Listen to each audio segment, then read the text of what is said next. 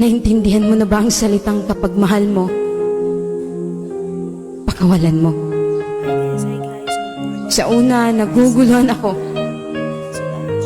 Kasi syempre, mahal mo nga. Bakit mo naman pakakawalan? Until na-realize ko na totoo pala ang ganito. Na kailangan mo nang hayaan ng taong gusto nang umalis. Kailangan mo nang pakawalan ang taong minahal mo ng totoo. At gusto mong maging masaya siya. Kahit hindi na ikaw ang dahilan sa ngiti niya. At yan ang pinakamasakit sa pagbitaw mo sa kanya. Sa relasyon, hindi lahat ng bumitaw ay hindi na mahal. Minsan bumitaw tayo kasi kailangan nating pakawalan.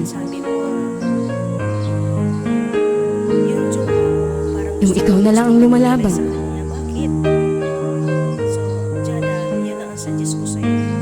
Hirap ka nang iangat kasi hinihila naman niya pababa para ikay sumuko na. Kung ikaw ang aking tatanungin, pinakawalan mo ba? O lumaban ka? Ang hirap naman kasi lumaban kung ikaw na lang mag-isa. Minsan, ang tao ay nag-iiba. Hindi mo hawak sila. Kapag hindi ka na gusto, pakawalan mo na. Kahit masakit, kahit alam mong ikaw ang masasaktan, at siya ay sasaya pag bitaw mo sa kanya. Mahirap, pero kailangan. Siguro naman, hindi na tayo magmukhang tanga. Kung pakakawalan natin ang isang tao, kahit mahal mo pa. Hi guys, alam niyo kung bakit? Pagdating sa mga problema, pwede niyo pag-usapan. So, hindi naman kailangan nga bawat isa magmurahan eh. Wala na, hindi naman maganda yan guys. Ako kasi, iba eh. Pag ang lalaking mainit ang ulo, gawa-gawa ka mo ng paraan. Maglinis sa bahay o ano, hiyaan mo na siya. Saka pag ang lalaki mainit ang ulo guys, alam mo kung bakit? I-share ko sa inyo, huwag niyo yung sabayan. Huwag niyo yung sabayan eh. So, maliban lang, pag ang lalaki nagmura, pwede naman pagsabihin na, ba't ka nagmumura? Anong problema mo? Anong problema mo? Ba't ka nagmumura? Ikaw kaya murahin ko. Diba guys, siyempre, ako na-realize ko yan guys, siyempre, babae ako. Pero ako yung babae na, mabait naman talaga ako guys. Hindi ko ugali nagmumura. Pwede pag-usapan, oy, excuse me, anong problema mo? Ba't ka nagmumura? Ikaw kaya murahin ko. Diba, siyempre guys, no, parang masakit isipin yan. Siyempre, na-realize ko lahat yan kasi babae ako. Oo. Yan, nasaktan ka dahil nahuli mo yung yung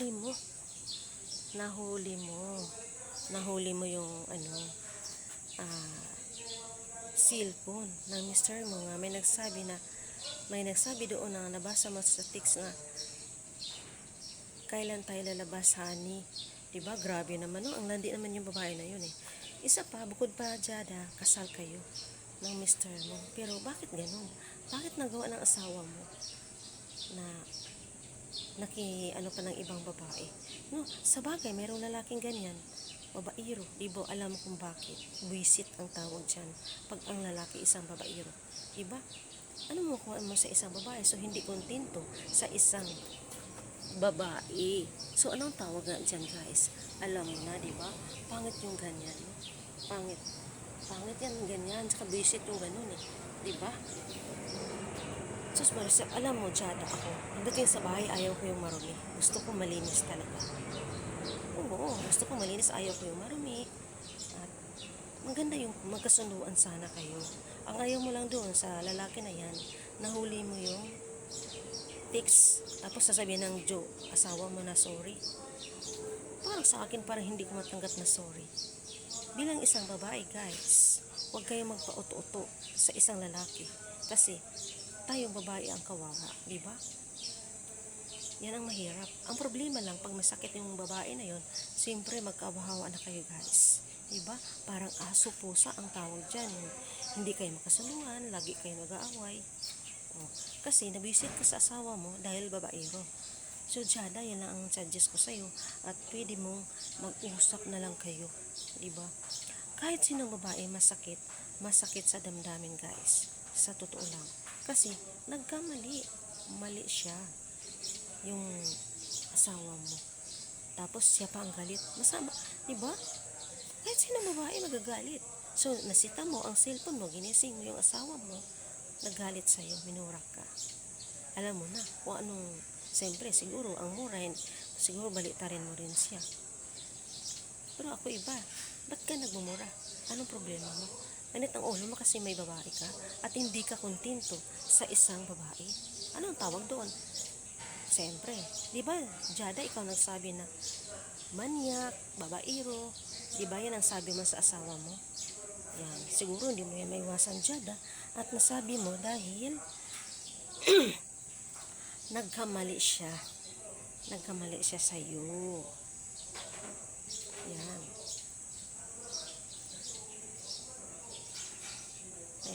Mabuti, Jada, ang bait ko.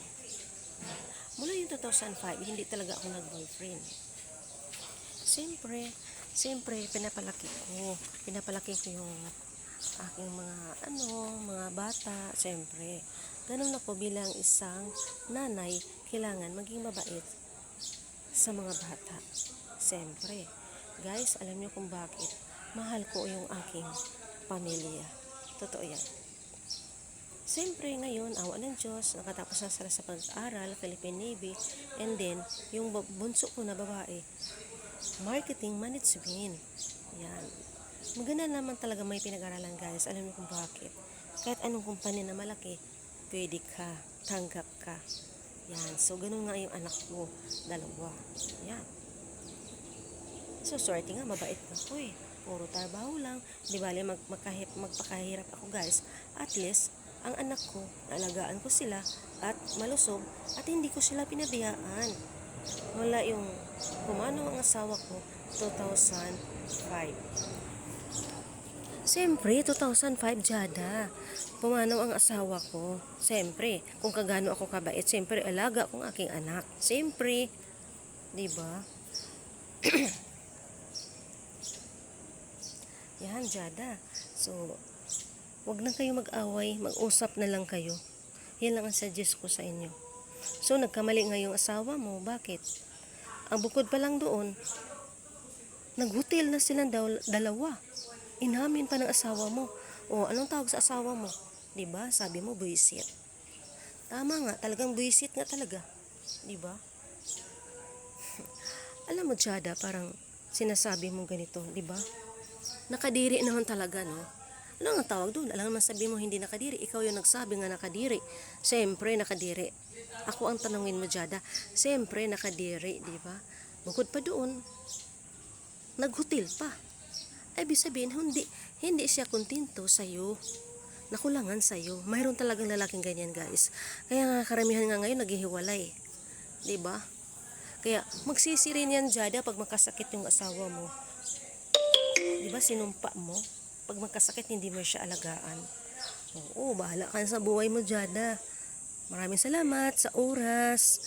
Mag-usap lang kayo about doon sa problema nyo.